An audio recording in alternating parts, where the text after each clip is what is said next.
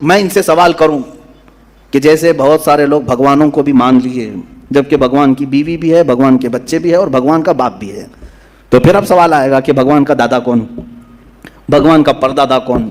پھر وہ نسب چلے گا، کہیں تو جا کے رکنا ہے، کہیں تو جا کے رکے گا۔ بچے ہیں تو اب تک ان کی نسل کیوں نہیں؟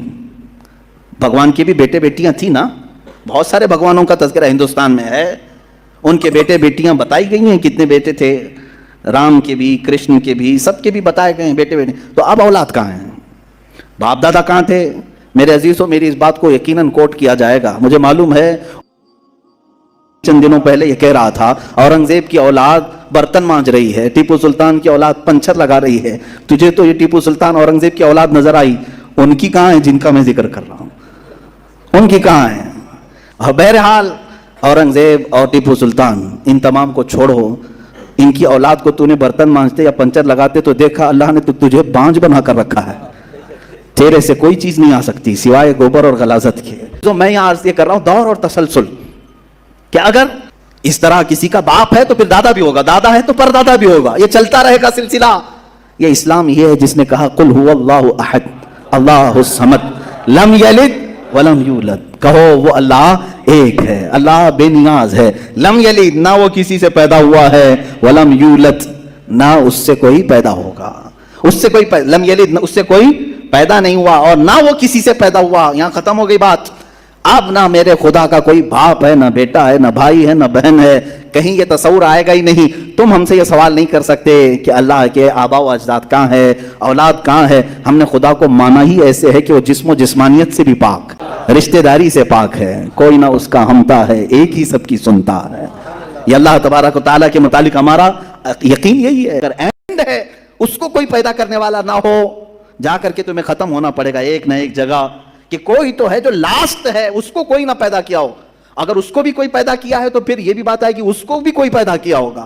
تو ہمیں ایک ایسی ذات ماننی پڑے گی جس کو کوئی نہ پیدا کیا ہو، تبھی جا کر کے ہم یہ کہتے ہیں وہ جو ذات تم جا کر اینڈ ہوگے اسی کا نام اللہ رب العزت ہے۔ وجود کی بات ہو گئی، اللہ ہے اتنا تو ماننا پڑے گا، اس کے لیے تو بہت ساری دلیلیں بچے بھی پکڑ کر کے بتا دیں گے۔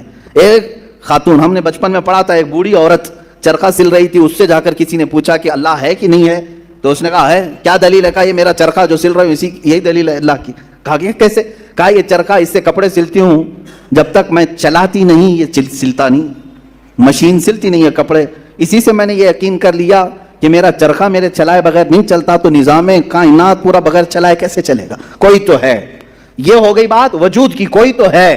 اب آتی ہے توحید کی بات، کوئی تو ہے، اب ہمیں یہ بتانا ایک ہی ہے، کوئی تو ہے لیکن وہ جو ہے وہ ایک ہی ہے۔ یہاں پر بھی ہمیں اسلام نے جو فلسفہ دیا ہے، قانون دیا، وہ بہت ہی پیارا ہے۔ اس کی وجہ کیا ہے میرے عزیزو؟ چلو اب ہم توحید کی طرف آتے ہیں۔ توحید کہتے ہیں ایک ماننا، ایک ماننا۔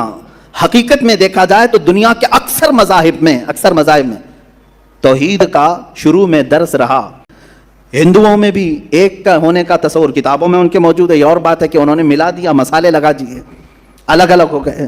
خالص جو اپنے دین پر باقی ہے الحمدللہ وہ اسلام ہے۔ آج بھی اللہ رب العزت ہے اور وہ ایک ہے، ایک ہے۔ اس پر کیا دلیل ہے؟ اس پر بھی دلیلیں دینی ہوں گی مسلمانوں۔ عقلی دلیلیں بھی ہیں، نقلی دلیلیں بھی ہیں۔ نقلی دلیلیں ہمارے لیے، نقلی کا مطلب ہوا کسی جگہ سے ثابت ہے، قرآن سے، حدیث سے یہ ثابت ہے، تو یہ نقلی دلیل۔ عقلی جو عقل بھی جس کو تسلیم کرے، عقل جس کو ایکسپٹ کرے، وہ کیا ہے؟ اس بوڑھی عورت کا ہی میں بتا دوں جس نے چرخہ سلا، اور چرخے کو چلانے میں اس نے کہا کہ اللہ ہے، کوئی تو ہے، کیونکہ میری مشین بغیر چلائے نہیں چلتی۔ تو اس سے صاحب نے، جس نے سوال کیا، پوچھا کہ اچھا ہے تو کیا وہ ایک ہے کہ دو ہے؟ کہا نہیں ایک ہی ہے۔ کہا وہ کیسے؟ کہا دو ہوں تو دیکھو تم سامنے بیٹھو، ادھر سے چلاؤ، میں ادھر سے چلاتی ہوں، پھر کپڑے کی کیا درگت بنتی ہے؟ تم اپنی طرف کپڑا کھینچ رہے ہوں گے، میں اپنی طرف کپڑا کھینچ رہی ہوں گی۔ اس سے میں نے یہ یقین کر لیا میرے کپڑے کو سلنے کے لیے میرے چرخے پر ایک ہی کا ہونا ضروری ہے۔ دو بیٹھیں گے تو کپڑا پھر پائجامے کی بجائے کرتا ہو سکتا ہے، کرتے کی بجائے کچھ بھی ہو سکتا ہے، کچھ بھی سل جاتا ہے۔ تو دو لوگ ایک مشین کو سلنے جائیں تو نظام درہم برہم ہو سکتا ہے، تو ایک پورے کائنات کا نظام اگر دو لوگ چلانے لگیں تو ایک دن ایک کہے گا نہیں میں آج بارش برساؤں گا، دوسرا کہے گا نہیں میں آج دھوپ ڈالوں گا، تیسرا کہے گا کہ نہیں میں آج چھاؤں ٹھنڈی پیدا کروں گا، تو یہ تو انہی کے درمیان جھگڑا ہوتا رہے گا۔ اسی لیے قرآن نے بھی کہا لو کان فیہما آلہۃ الا اللہ لفسدتا، اگر ان کائنات میں، زمین و آسمانوں میں خدا کے علاوہ دو ہوتے تو ضرور اس میں فساد ہوتا۔ تو عقلوں کا ملنا ضروری نہیں، ہر ایک کی عقل الگ الگ چل سکتی ہے۔ اب آئیے، کوئی کہہ سکتا ہے نہیں بھائی اتحاد سے بھی تو کام ہو سکتا ہے، یونٹی سے بھی تو کام ہوتا ہے، کچھ جگہ ہوتا ہے نا۔ کوئی اگر کہے کہ خدا ایک نہیں دو ہیں اور دونوں مل کے کام کرتے ہیں، دونوں مل کے کام کرتے ہیں، تو اب میں آپ کو کہتا ہوں ایک نمبر والا خدا وہ کہتا ہے آج بارش برساؤں گا، 2 نمبر والا اگر اتحاد کرتا ہے اور کہتا ہے کہ نہیں ہاں تو جو کرے گا وہی میں کرتا ہوں، تو یہاں پر قانون یہ تفسیر میں فرمائے گا دوسرا والا تو عاجز ہو گیا، وہ مختار نہیں ہے پھر فیصلہ لینے میں، اور عاجز جو ہوتا ہے وہ خدا نہیں ہوتا، خدا وہی ہوتا ہے جو مالک و مختار ہے، جو خود فیصلے لے گا اور اس میں کسی کو شریک نہیں کرے گا۔ تو اگر دوسرا والا مان گیا اس کی تو وہ خدا عاجز ہو گیا، اس کی اپنی نہیں چلی، دوسرے دن دوسرا چلایا اور پہلے والا راضی ہو گیا تو پہلا عاجز ہو گیا، تو خدا عاجز نہیں ہو سکتا۔ یہ ہمارا عقیدہ ہے، خدا وہی ہے جو قادر مطلق ہے، قادر مطلق، ہر چیز پر وہ خود فیصلے لیتا ہے، خود ہی اختیار رکھتا ہے۔ الحمدللہ اسلام کو اتنا پاک و صاف رکھا گیا ہے، خدا کا جو عقیدہ ہے ہمارے ہاں، عقیدہ توحید ہے، وہ انسان کے ذہن کو بھی پاک و صاف کرتا ہے، انسان کا ذہن بھی پاک و صاف رہتا ہے۔ اگر عقیدہ توحید تمہارا ہٹ گیا، میرے عزیزو توجہ چاہتا ہوں، توحید عقیدہ سے اللہ کو ایک ماننے کا عقیدہ اگر ہٹ گیا تو پھر انسان اتنا ذلیل ہوتا ہے کہ پھر وہ ہر چیز کو خدا ماننے لگ جاتا ہے، چاہے وہ چوہا ہو کہ بلی ہو کہ سانپ ہو کہ مچھر ہو، کسی کے بھی سامنے جھکنے لگ جاتا ہے۔ توحید کا عقیدہ اگر ذہن سے ہٹ گیا، اللہ کو ایک اور بڑا ماننے کا عقیدہ ہٹ گیا، تو ہم نے ان لوگوں کو بھی دیکھا ہے جو عورتوں کی شرمگاہوں کو بھی عبادت کرتے ہیں، بہت ساری غلاظتوں کو بھی پوجتے ہیں۔ یہ کب آتی یہ چیز؟ جب عقیدہ توحید انسان سے ہٹ جاتا ہے تو وہ بہت ہی نیچے گر جاتا ہے۔ اللہ تعالیٰ نے ذہنوں کو پاک رکھنے کے لیے یہ ہمیں کتنا بہترین عقیدہ دیا ہے، اور وہ ایک ہے، اور الحمدللہ مسلمان اسے آج بھی ایک ہی مانتے ہیں۔ کئی چیزیں ہیں، میں یہ علم الہیات پر آج بات کرنا چاہتا تھا۔ پہلے وہ اپنی مرضی سے بنایا ہے۔